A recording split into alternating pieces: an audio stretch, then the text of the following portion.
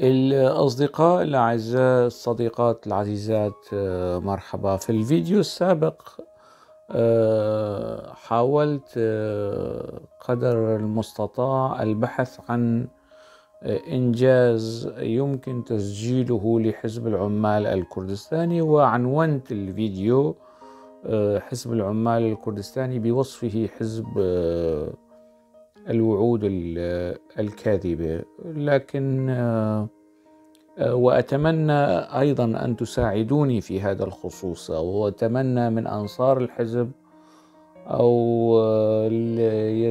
يسيرون على رصيف الحزب يحاولوا أن يسعفوني ببعض هذه الإنجازات، ولكي نضع هذه الإنجازات في الميزان ونضع التضحيات في الميزان الآخر، ونقارن مدى تناسب هذه الإنجازات إلى مستوى التضحيات. إذا كانت الإنجازات أعلى من التضحيات فهذا يعني أنه هذا الحزب بالفعل حزب ناجح، وفعلا يمكن أن نرفع له القبعة وتنحني له الهامات وكل يعني ما يقتضيه أصول وأعراف يعني التأكيد بالعرفان يعني. وطبعا هذا ليس فضل أو جميل لحزب العمال الكردستاني. حزب يعتبر نفسه طليعة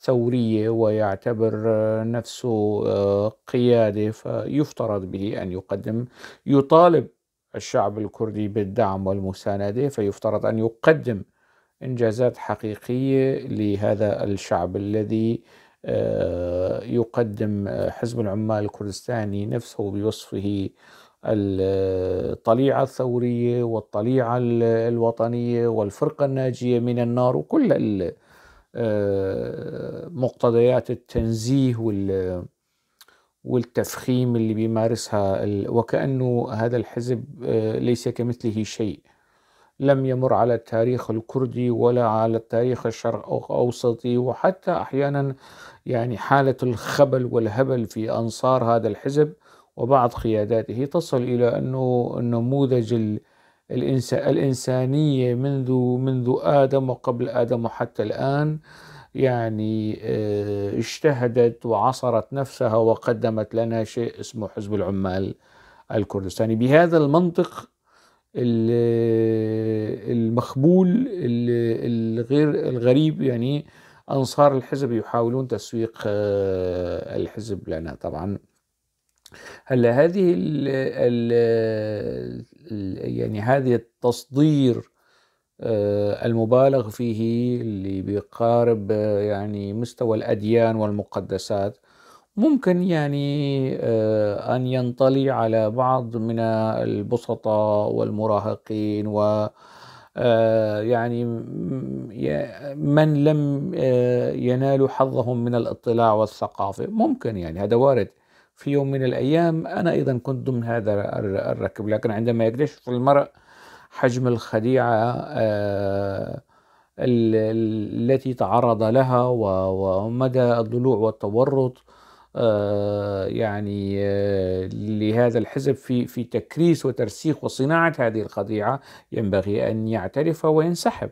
طبعا تأتيني تعليقات أنه أنت كنت مع نفس الكلام التقليدي المكرر الموجود اللي لا طائل منه. أنا لست مسؤولا عن من لا يتابع كل هذه التفاصيل. أنا كنت مع الحزب من عائلة فقيرة، وخرجت من الحزب وصرت أنتقد، وما زلت يعني من عائلة فقيرة. لم أبني قصورا وفللا، ليست لدي مشاريع بملايين الدولارات مثل يعني أقارب آل دار خليل أو كاوا فاطمة أو كل الذين المستفيدين من السلطة حاليا، أو من يعني أقارب مظلوم عبدي صهره وأخوه، ولدي استثمارات بعشرات الملايين من الدولارات.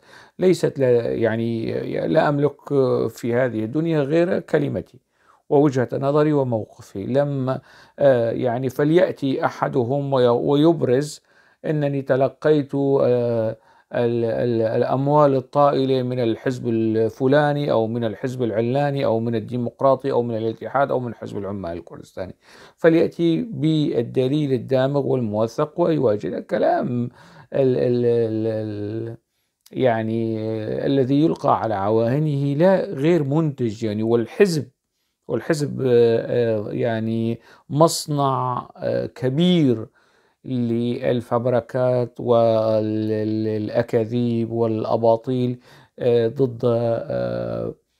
ضد المختلفين معه. الآن إذا عبد الله أوجلان اختلف مع الحزب، الآن إذا زعيم الحزب مؤسس الحزب اختلف، يعني سيبرزون له ما يعني يبطل انتقاداته للحزب. لو جميل بايك الآن، إذا جميل بايك ترك صفوف الحزب، يعني يسحبون ملف جميل بايك ويبدأون بانتقاده. دوران كان إذا هرب من صفوف الحزب نفس القاعدة، يعني الشخص الموجود داخل الحزب منزه وما أحلاه وعين الله عليه ووطني ومخلص وثوري ولا تشوبه شائبة. لكن إذا اختلف مع الحزب وانتقد الحزب وأبدى موقفا معارضا مناهضا لهذا الحزب، تبدأ ماكينة التضليل والتشويه والتشنيع تعمل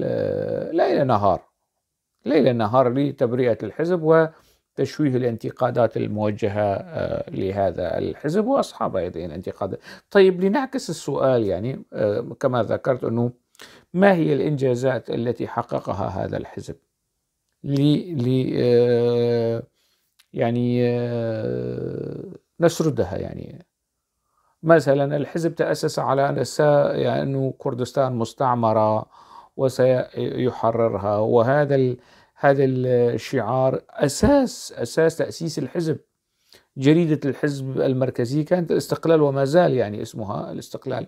ذكرت أكثر من مرة في فيديوهات ومقالات أنه الآن الحزب بالضد من الاستقلال ويشيطن الاستقلال ويعارض الاستقلال، فليغير يعني جريدته المركزية. يعني عنوان جريدته المركزية سرقبون تعني الاستقلال، والآن حزب العمال الكردستاني يشيطن دولة كردية مستقلة أو مفهوم الدولة، ويرى نفسه بالضد من مفهوم الدولة. مفهوم الدولة ككل يعني يقدم وجهة نظر مغايرة تماما يعني لعلم الاجتماع السياسي ونظم الحكم والإدارة فيما يتعلق بمفهوم الدولة وحق الشعوب في أن يكون لها مفهوم الدولة. بالعكس، هو يعتبر أنه الدولة هي كانت يعني المشكل العويص فيه. راجعوا يعني كتب عبد الله أوجلان، يفلسف ويرسخ وهذه الفكرة، شيطنة الدولة. وكل الحركات القومية والأحزاب القومية والمشاريع القومية هي مشاريع متخلفة ينبغي محاربتها. الآن حزب العمال الكردستاني يحارب الأحزاب القومية في كردستان العراق أكثر من محاربته الدولة القومية التركية، أكثر من محاربته الدولة القومية في سوريا الجمهورية العربية السورية، أكثر من محاربته الدولة القومية الطائفية في إيران. يعني يجد حزب العمال الكردستاني أنه من مهامه القومية والوطنية والإنسانية والفلسفية والمعرفية والتنويرية والإصلاحية وكل شيء أن يحارب الحزب الديمقراطي الكردستاني وآل البرزاني وعشيرة البرزاني ومن البدع والحكايات والقصص والأكاذيب. ويعني الكارثة أن هنالك من يعني تنطلي عليه هذه الأكاذيب والأباطيل والافتراءات.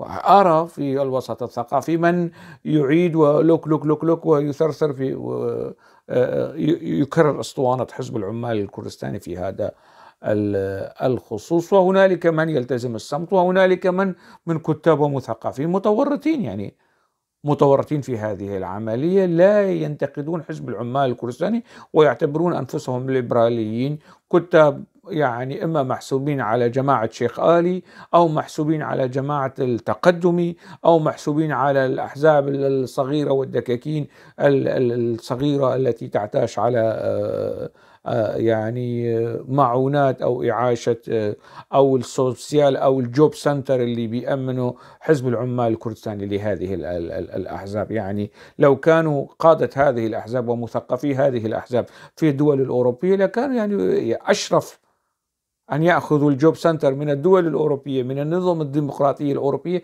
أشرف من أن يأخذوا الجوب سنتر والسوسيال من حزب العمال الكردستاني لكي يعتاشوا على الاستمرار والتورط في عملية التضليل، وأن يكونوا شهود زور، ويكونوا شهود زور مثقفين، كتاب، سياسيين، أحزاب، هيئات، منظمات، أن يكونوا شهود زور على ما يعني وبصفاقة، شهود زور وفي منتهى الوقاحة على ما يجري في المناطق الكردية في سوريا، والتغطية على العيوب والقبائح والجرائم التي يرتكبها حزب العمال الكردستاني طيلة العقد المنصرم. لماذا؟ لأنهم مستفيدون.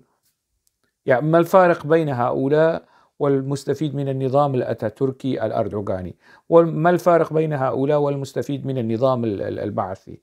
لا فارق. يعني مرتزق هناك مرتزق هناك، نفس القصة. لا يعني الجهة الممولة أو التي يعني تمنح تموين الارتزاق مختلفة.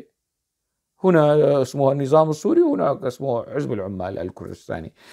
يعني طيب هذا الحزب الذي تأسس على الاستقلال تراجع وتنازل عن الاستقلال ليس في اعتقال أوجلا، إنما في 93 كان حزب العمال الكردستاني يطالب حتى بالحكم الذاتي، حتى بالحكم الذاتي. يعني الحزب كان رضيان بالفيدرالية بالحكم الذاتي، وفيما بعد اعتقال أوجلان صار تخلى عن هذه القصص أيضا، والآن يطالب بالجمهورية الديمقراطية وحماية الأراضي التركية.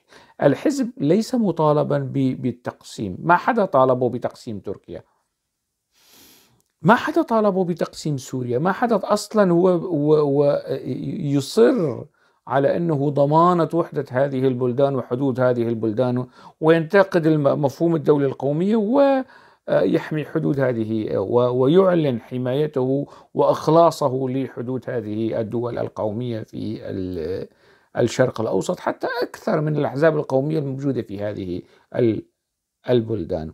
يعني سيقول قائل يعني طيب هذه التضحيات هذه التضحيات وهذه الدماء مع الأسف الشديد وبمنتهى المرارة وبمنتهى الصدق يعني ذهبت هباء منثورا.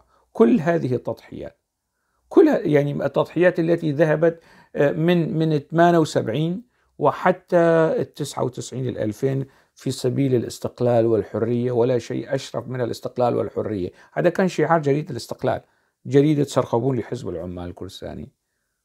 لا يوجد شيء أشرف من الاستقلال والحرية.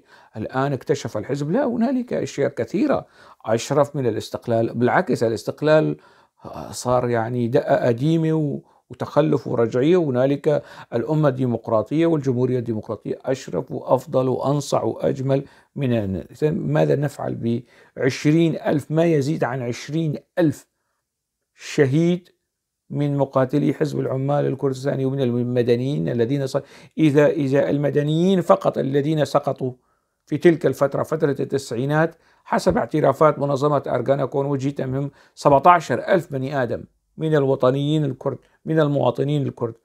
نضيف إليهم في حدود 20,000 مقاتل أو عنصر أو قيادي أو نصير منظم ضمن حزب العمال الكردستاني. نخرج بحصيلة مهولة من 78 حتى 2000 ما يقارب 40,000 ضحية كردية في هذا الصراع، ذهبوا على أساس أنه شعار الحزب ومشروع الحزب هو الدولة القومية.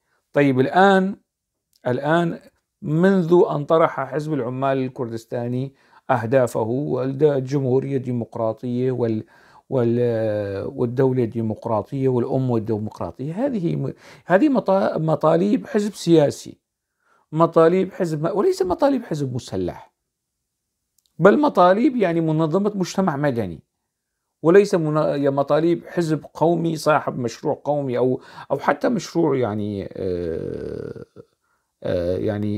حزب سياسي صاحب مشروع سياسي طويل عريض. يعني طيب لماذا كل هذا السلاح؟ لماذا كل هذه التضحيات؟ لماذا أنت يعني منظمة عسكرية تارة تخدم المصالح الإيرانية، تارة المصالح الأمريكية، تارة المصالح الروسية، تارة المصالح يعني تصل إلى تفاهمات مع حزب الديمقراطي الكردستاني، حزب الديمقراطي الكردستاني وطني،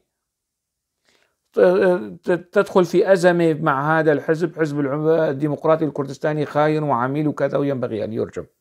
طيب هذا الشعب، هذه الكتلة الموالية يعني معهم عليهم يعني متى سنصل إلى مرحلة انه الشعب يحاسب هذا الحزب؟ هذه هي البديهية، يعني الذي يقدم خدمات لهذا الحزب هو الشعب، دم، مال، جهد، تعب، سهر، كل شيء. طيب الذي يقدم كل هذا الدعم لهذا الحزب لكي يعني تدور عجلته الاقتصادية والسياسية والعسكرية، ألا يجدر بهذا الحزب أن يحاسب؟ ألا يعني يجدر بهذا الشعب أن يحاسب هذا الحزب؟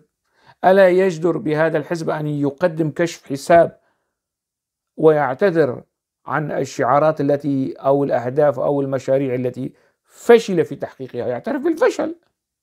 مش عيب أن يعترف بالفشل، بس أن يحول فشله إلى انتصارات.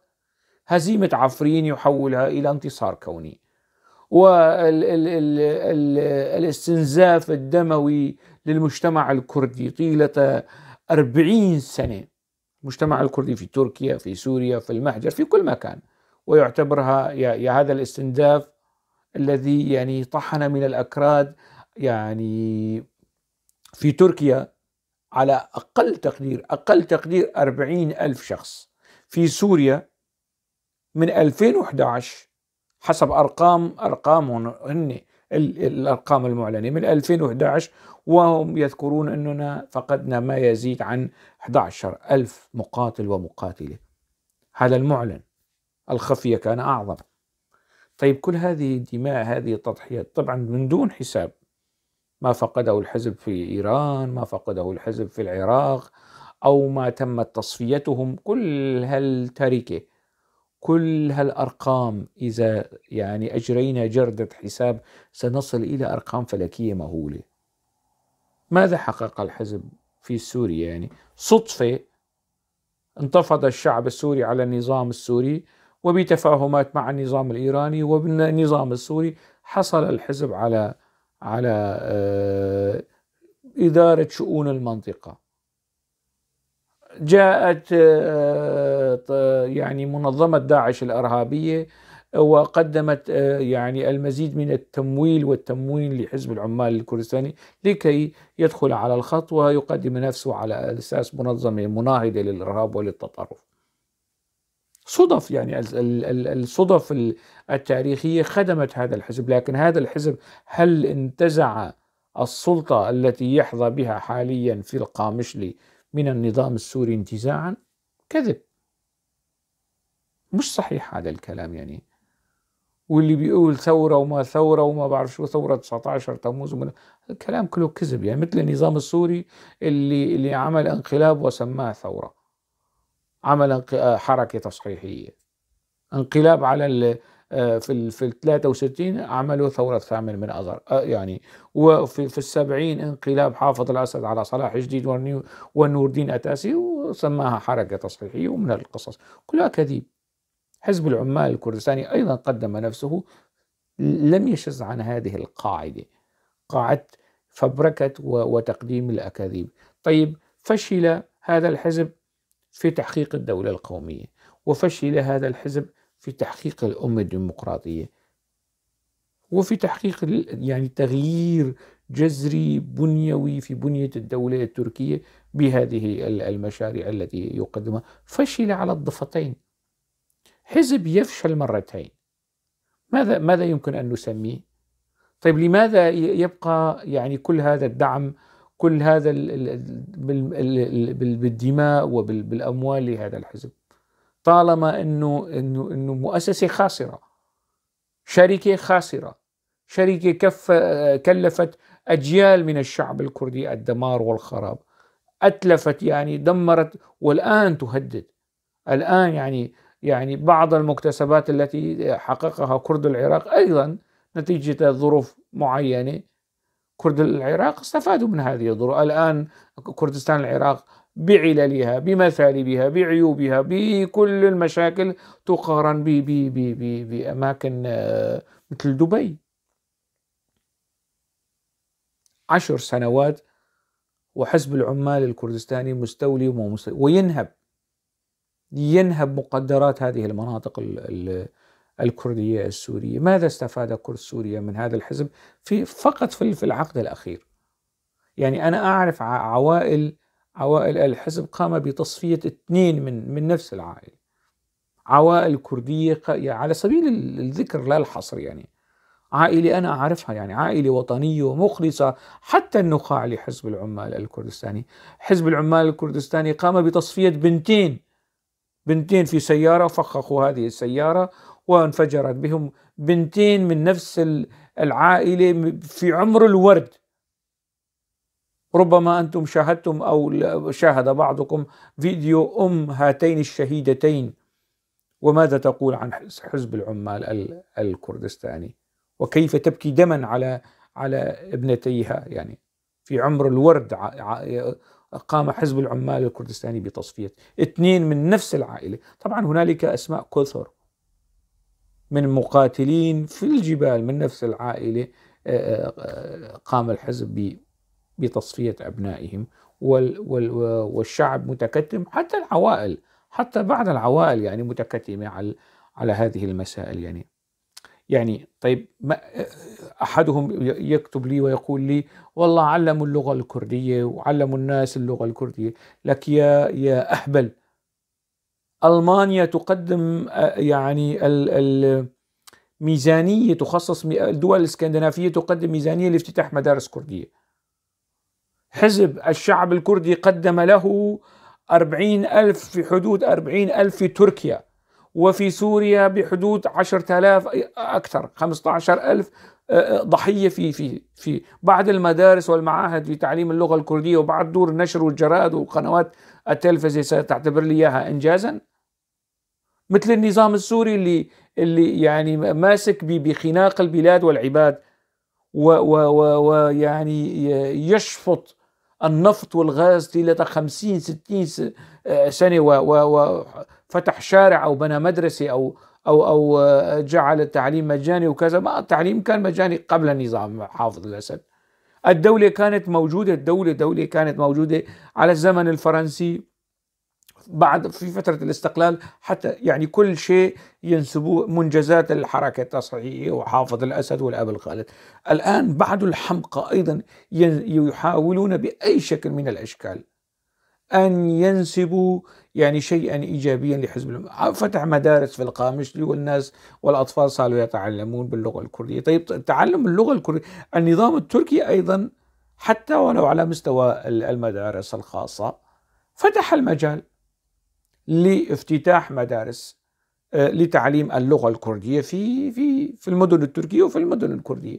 النظام التركي فتح المجال لحزب العمال الكردستاني لكي يكون له جرائد باللغة التركية في اسطنبول، باللغة الكردية في ديار بكر، المعهد الكردي في اسطنبول، المعهد الكردي في ديار بكر، دور نشر، مهرجانات، بلديات، برلمانيين. كل هذه الأمور تحققت. ستقولون بالعنف والبندقية، فليكن، لكن خلاص هذه المرحلة وصلت إلى الإشباع. هذا السلاح ينبغي أن يتوقف، لا أن يدخل في خدمة الروسي وفي خدمة الأمريكي وفي خدمة الإيراني وفي خدمة الأسدي، والمتضرر الأكبر والوحيد فيها من هذا السلاح هو الشعب الكردي.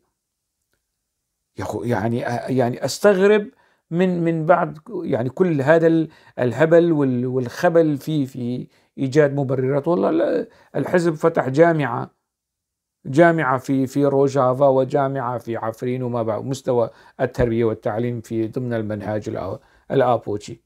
حزب العمال الكردستاني، يعني تصور يا رعاك الله، على حد تعبير البجيرمي. يعني الناس صارت يعني بهذه الدرجة تقارن يعني مسألة كل هذه التضحيات، كل هذه الدماء، كل هذه الكوارث بافتتاح مدرسة لتعليم اللغة الكردية أو دار نشر أو معرض كتاب أو ما بعرف شو من الله. هذا من بديهيات الأمور. هذا أصلا يعني ينبغي مطالبة الحزب بالمزيد من الخدمات، مش تسجيل كل هذه لا تشكل يعني قشة في ميزان التضحيات. ما يقدمه حزب العمال الكردستاني بمستوى مش بس التضحيات، النهب الذي يعني مقدرات الكرد السوريين التي يشفطها حزب العمال الكردستاني. طيب كل هذه الأمور ويأتي ويقول لا يعني لولا حزب العمال الكردستاني لما انفتح كرد العراق على تركيا، أو لما انفتحت تركيا على كرد العراق. كذب. كل هذه الخرافات، كل هذه الأقاويل يفبركها. لولا حزب العمال الكردستاني لما يعني تحققت حركة التحولات الجماهيرية في إيران أو في سوريا. يعني الكذب، يعني الحزب يطلق كذبة، والإعلام إعلام الحزب يروج والناس تصفق، فيما بعد الحزب أيضا يصدق عندما يرى الحزب كل هذا الإذعان، كل هذا الخنوع، كل هذا الاستسلام. ما حدا بيقول لا للحزب، ما حدا يعني لا أحد يقول لهذا الحزب كفى كذبا، كفى استنزافا، كفى تدميرا، كفى سرقة ونهبا لمقدرات هذا الشعب. الناس صارت تترحم على أيام حافظ الأسد وأيام بشار الأسد. يقولون والله فتح مدرسة، حزب افتتح مدرسة وافتتح جمعية وافتتح ما بعرف شو وموقع إلكتروني وتمويله من القصص، وكأنه يعني فتح القسطنطينية أو حرر العالم أو غزا الفضاء أو ما يعني. لا تقاس كل هذه بحجم التضحيات. كل ما يقدم على أنه إنجازات من إنجازات الحركة الآبوتشية المجيدة المباركة، الحركة الآبوتشية التصحيحية المجيدة المباركة، لا يقارن. ما في مجال أصلا للمقايسة والمقارنة ما بين ما قدمه حزب العمال الكردستاني وما بين للشعب الكردي وما أخذه من الشعب الكردي. لكن حتى هذه اللحظة هنالك يعني تقول له دمر القرى، يقول لك عادي، تحدث في كل الثورات. تقول له تصفيات بالمئات والآلاف، عادي. الفلسطينيون أيضا قاموا الكرد العراق أيضا قاموا بتصفية بعد. تقول له ما هي الإنجازات، يقول لك ما افتتح مدرسة أو معهد أو جمعية أو منظمة أو سلطة إدارة ذاتية ديمقراطية. أي إدارة، أي ذاتية، أي ديمقراطية. يعني الشعب الكردي في سوريا من الثلاثينات والأربعينات يزاول يعني أو نخب هذا الشعب. يعني مزاولة الكتابة باللغة الكردية والطباعة والنشر باللغة الكردية من تلك الفترة لم تتوقف، من جريدة حوار وروناهي حتى قبل استلام حزب العمال الكردستاني بعض مقاليد السلطة في تلك المناطق لم تتوقف. يعني ربما يعني تصل الحال ببعضهم أنه جريدة جلادات بدرخان أيضا كان آبوتشي، أو جريدة مجلة روناهي وهوار من إنجازات الحركة التصحيحية الآبوتشية المجيدة. لأنه حالة من الفصام عن الوقت، خروج من الزمان، خروج من خارج المكان، خارج الزمان. يعني أحدهم كان يسمي نفسه على البروفايل تبعه خارج الزمان، نسبة إلى كتاب المفكر الفلسطيني إدوارد سعيد. خارج المكان أو الحزب يعني جعل بعض أنصاره خارج المكان وخارج الزمان وخارج التاريخ وتستهويهم الأغاني البطولية الهوسات الشعبية هالخزعبلات والأكاذيب والدجل. ماذا قدم؟ أنا أريد أن 10 إنجازات أحد فطاحلة وجهابزة هذا الحزب يخرج ويسرد لي بميزان يعني الأحزاب الحقيقية، مش تورية ومجاز ومن القصص. إنجازات حقيقية على أرض الواقع. ماذا حقق حزب العمال الكردستاني؟ وقياس هذه المنجزات بتضحيات. إذا كانت إنجازات العمال الكردستاني تساوي حجم التضحيات وحجم ما قدمه الشعب الكردي لهذا الحزب، فأنا مستعد للاعتذار عن كل انتقاداتي لهذا الحزب. إذا كان فعلا إنجازات حقيقية، إنجازات منطقية، إنجازات بالأرقام، سيكون يعني مني اعتذار شديد اللهجة للحزب وأنصاره ومؤيديه ومثقفيه وإعلام، فليقدموا. أما أن يتشاطروا في موضوع الشيطنة، شيطنة الكتاب، شيطنة المثقفين، شيطنة وكذب، كل شيء كذب. والله هوشان قوسي نحن كان بده مناصب، لكن يا مهابيل المناصب عندكم.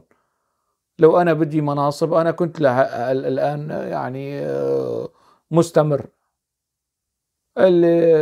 ما كم دولارا قبضته؟ كم يدفع لك البرزاني؟ لك يا أهبل الدولارات والدفع عندك، عند حزبك يا غبي، عند حزبك هو اللي بيشتري الذمم. أنا عندما كنت مع حزبك أنا يعني لم أكن أتقاضى تلك الأموال والرواتب العالية. كل هالأكاذيب والشتائم التي تصلني، شتائم يعني وتهديدات وسخف وتفاهة ووضاعة، شيء لا يطاق، شيء لا يطاق، شيء يحسسني أنه أنا كان ينبغي أن أتخلى عن هذا الحزب يعني من سنة 2000، من سنة 2000 وليس فقط في 2011. من سنة 2000 كان ينبغي أن يعني أنفض يدي من هذا الحزب عندما نفض أوجلان يده من القضية واستسلم. نعم أقولها، أوجلان استسلم للدولة التركية، وإذا لم يكن في الأصل مستسلما للدولة التركية. أوجلان أعلن استسلامه تماما، وأنه يريد خدمة تركيا، وأنه يريد، وكل المشاريع التي يطرحها الآن تصب في طاحونة المصالح التركية يعني والمصالح العليا للدولة التركية. لا أحد يجي يقول لي والله نحارب ونقتل جنديين هنا ونقتل عسكريين هنا، هذا أيضا يعني بات مكشوفا. الدولة التركية يعني قتلت رئيسها عندما شعر أن مصالح الدولة التركية مهددة. قتلت تركوت أوزال، وقبله قتلت شنقة عدنان مندرس في مطلع الستينات. الدولة التركية نعم ممكنها أن تنظم أو أن تمول منظمة معارضة وكذا، وفي كل التفاصيل التي تخطر على بالكم للحفاظ على كينونة الدولة وأركان الدولة، ويعني أن هنالك خطر يهدد وحدة البلاد وأمن واستقرار البلاد في الداخل وفي الخارج. نعم بإمكان الدولة، وأي دولة مش بس تركيا، الولايات المتحدة الأمريكية تمارس هذا السلوك، الروس يمارسون هذا السلوك، الإيرانيين يمارسون، نظام الأسد يمارس هذا السلوك، نظام يعني سلوك وتقنية التخويف، تخويف الشعب من المخاطر الانفصالية ومخاطر خارجية وإمبريالية وأمريكية وكل هالقصص. الإسرائيليين يمارسون نفس هذا السلوك، التخويف من العنف الفلسطيني والراديكاليين من هالقصص. فلا تستبعدوا إذا تركيا حزب أوجلان نفسه في كتبه يقول بأنه حزبه مخترق من قبل الاستخبارات التركية. من الذي يضمن أن الحزب العمال الكردستاني حتى هذه اللحظة لا يكون مخترقا من النظام التركي ويدار من النظام التركي سواء في قنديل أو في إمرالي؟ هل هنالك ضمانات قطعية؟ طيب هذا الشعب الموالي لهذا الحزب إلى متى يعني سيبقى غافلا عن تحريك هكذا أسئلة ومحاولة الإجابة عن هكذا أسئلة؟ إلى متى سيمارس السلوك الببغائي ويكرر كل ما يقوله إعلام الحزب؟ إلى متى سيبقى يعني يطمر رأسه في طين الخديعة والأكاذيب ويتجاهل المعطيات الواقع تجربة حزب العمال الكردستاني منذ نشأته وحتى هذه اللحظة؟ أسئلة أطرحها. أنا أملك فقط سؤالي، أملك القدرة على طرح هكذا أسئلة، والمعني بالإجابة والطرف الآخر. المعني بالإجابة الذي يقدم نفسه طليعة ثورية، وأنه كل المؤامرات الكونية تستهدفه، وأن هؤلاء مرتزقة، هالقصص هي بطلوها. قدموا للناس إجابات مقنعة شافية معززة بالقرائن والأدلة والأرقام والوثائق، مش كلام خزعبلاتي وممارسة الشعوذة السياسية والأيديولوجية والإعلامية. هذا ما عاد يعني ينفع فقط مع من لهم منفعة، مع من له مصلحة، أو عنده شوية بزنس، أو محسوب على جهة سياسية. هذه الجهة السياسية تحاول يعني أن تساوي شوية بزنس مع حزب العمال الكردستاني. أنا أعرف ماذا كان يقول جمال ملا محمود عن حزب العمال الكردستاني، والآن ماذا يقول. أنا أعلم ماذا كان يعني قيادات حزب الوحدة على زمن المرحوم إسماعيل عمر، ماذا كان يعني هذا الحزب وقيادته يقولون عن حزب العمال الكردستاني، والآن ماذا يقولون عن حزب العمال الكردستاني وسلطته. هذه الأمور يعني ربما تكون خافية على البسطاء أو السذج أو يعني من ليس لديهم يعني ذلك الحظ من الدراية والاطلاع. لكن بإمكاني أن أقول أن حزب العمال الكردستاني بالفعل يعني بات عبئا دمويا ثقيلا على الشعب الكردي، ومصنعا كبيرا لصناعة وتصدير الخرافات والأكاذيب والتضليل والتشويه والتخوين والتشنيع. فهذا الشعب الكردي هو المتضرر الأكبر من حزب العمال الكردستاني، والبعض ما زال يصدق هذه الخرافة التي يسمونها، التي سمت نفسها حزب العمال الكردستاني، فليبقوا على ما هم عليه. حتى موضوع آخر، ألقاكم على خير.